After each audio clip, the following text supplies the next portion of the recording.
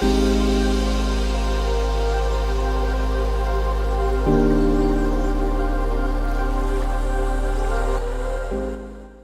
everybody, welcome. I am grateful that you can join me here today. Today we're talking about what is love, and this is probably going to be a very controversial talk, but yeah, we're gonna do our absolute best to cover this topic. Now, usually I do like to do these talks off of the cuff, right? A very just nice and easy chat. But I think for today, because of the topic, I wrote a piece and we'll be going through that piece, right? Okay. So I truly hope that you can follow me here until the end, right? This talk is purely about the explanation of what love truly is and what it is not. My definition of love will greatly differ from all other explanations you have heard before, but just give it a chance, right? Just bear with me. Now, there are great many explanations on love, right? There are examples of love everywhere we look. From movies, radio, romance novels, online resources, Valentine's Day, all of the marketing around it, right? And so on. The problem is that they are showing the symptoms or after effects of love and not explaining what love, real love, actually is. We are in fact then taking a medicine that removes or treats the symptoms of a sickness, okay, but not addressing the source of it, so to speak. Perhaps a better example of this would be if you go to the store and you buy a very specific type of oil, motor oil, right? And you put that motor oil inside of your motor car or your motorcycle, suddenly it performs better. The vehicle just operates better. Now, we do not truly understand why. Right, this thing is operating better. All we know is that it works and it works well. Okay, so we simply accept it and we move on. Now, there are many books written on the topics ranging from love languages to different kinds of love, to how to garner love, build love, get love, create love, lose love, bring lost love back, and so on. Right. And they move, and then we even see a book such as the Bible touch on the topic of love, right? And I think the most beautiful example of that would be in 1 Corinthians 13, okay, verses 4 to 8. Now, everyone believes that love is a feeling, okay, and that one can feel love. When someone makes sacrifices for you, that is seen as love. When someone does effort to support you and take care of you, that is love. A great many women may think that if she gives her man sex whenever he wants it, she's showing him love, right? And vice versa. On the flip side, there are a lot of men that believe that by taking care of their woman, their girlfriend, whatever, with money, a house, a car, being a provider, and so on, right? That they are giving them love. Now, young lovers, teenagers, call them what you will, who feel absolutely inseparable, right? And simply can't keep their hormones in check, right? Which is completely normal, by the way, might be brought to the belief that what they experience is love. And in those analogies lies the problem. Because what if I told you that love is not something that you can actually give someone? You've heard a lot of people say this, especially on wedding days. We are here today, I will give you all my love from now until forever. What if I told you that love is not something you can give? Alright? And what would you say if I told you that love is not what you feel when those sacrifices are made for you? Right? When you get those flowers, you get the gifts, you get the words of affirmation, somebody speaks your love language. What if I told you that what you feel inside you towards that person is not necessarily love? Now, if we allow ourselves to break this down a little bit, the feeling that we feel when somebody shows us love is, rather than love, worthiness. We are worthy of their efforts, their time, and attention, and feeling worthy is a wondrous feeling. The dopamine spikes in the brain, right, just goes through the roof, and we love that feeling. Subsequently, we become addicted to the dopamine that we feel every time we are appreciated, respected, treated well, looked after, taken care of, and so on.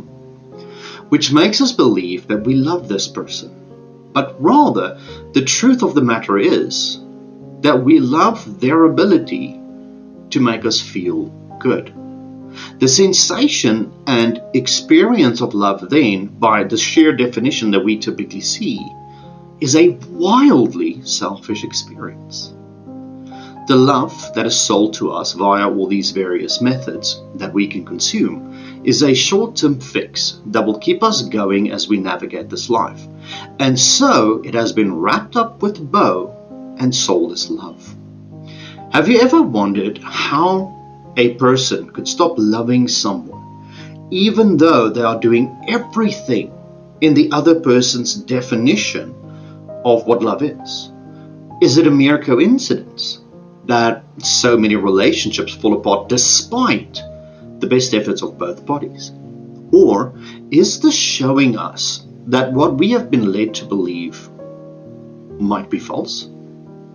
By its very definition, love is described as a feeling. Go Google it. You will see for yourself. It's an intense feeling of deep affection, a great interest and pleasure in something. Feel deep affection for someone, like or enjoy something very much, right? The problem with love, as we know it, is that it is missing a core component. Okay? Love as we know it and execute it, live it, is not sustainable, and most find that over time it becomes hollow. And that is because the core power source that drives it has been hidden away. We don't know what it is. Well, this prompts a very simple and basic question. What then is the power source of love? And what drives us to seek love?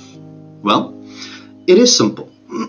It is authenticity, or creating a real human connection.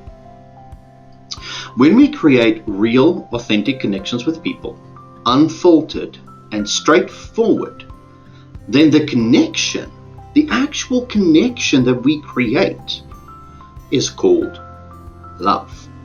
All right? In essence, the connection itself is love, and it exists separate from the feelings we feel due to love being present, due to us showing someone else they are worthy of our time and efforts and so on. It is the connection itself and not the feeling. Okay. Most people have maybe one friend, or if they are very lucky, a life partner that knows you as an unfiltered and authentic person, warts and all, so to speak.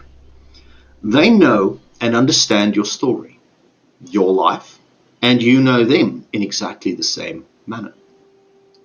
That connection that exists between you, the connection that even when we do not see each other for months or sometimes even years, persists and stays, that connection that exists in unfiltered truth, that is love. Love is the energetic connection that makes all one. The requirement for love, however, is authenticity and being who you truly are, living in truth, so to speak. But we as people have unfortunately, whoops, I scrolled way too far. Hold on one second. Right, but, okay. But we as people have perfected mask wearing as a result. Okay. We do not even know who we are. How can we possibly know who others are? We become the people that we admire, our heroes, right? And we wear multiple masks. Working masks, social masks, home masks, right? If you have 4 different friend groups, you might have one mask for each one of them so you can fit in, right? So we wear all these different masks.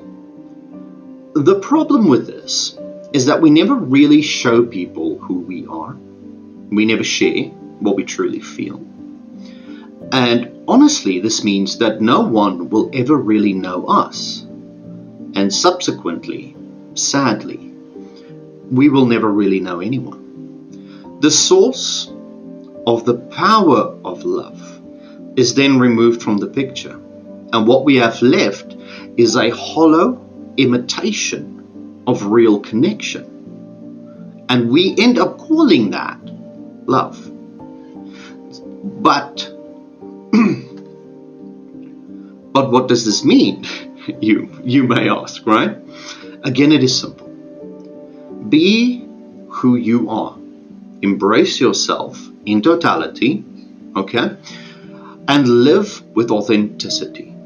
When you meet someone else that lives the same way, you will find and know love. This is not a romantic love driven by hormones and a desire to procreate, right?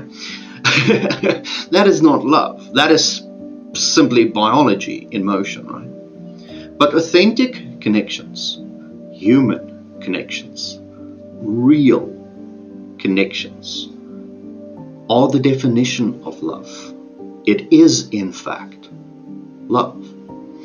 By living authentically, with integrity, and creating real connections with people around you, and approaching life from a perspective of understanding, you then become love. When you become and embody connectedness through understanding and no judgment, you become the physical representation of love.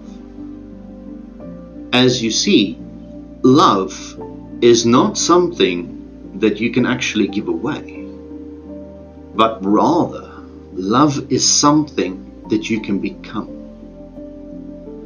Be love. Thank you for listening.